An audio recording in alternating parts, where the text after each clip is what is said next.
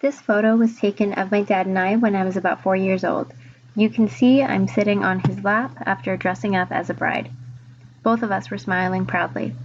What you don't see is the house we were in. We lived in Arizona, and this would be my dad and I's last picture together before my parents got divorced. Though I don't remember too much of them separating, I do remember Sundays with my dad, going to Storybook Island and eating our favorite, Taco Bell. What you also don't know is when I was 16, my father passed away holding my hand. When I look at this picture, there are a lot of things that come to mind, and in a lot of different ways it means something to me.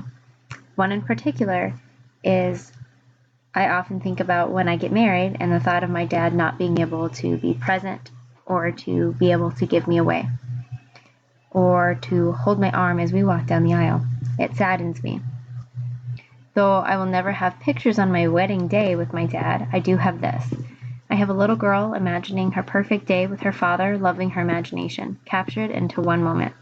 I'm grateful he was always there to play dress up with me and allow for these moments, because this is one I can never forget.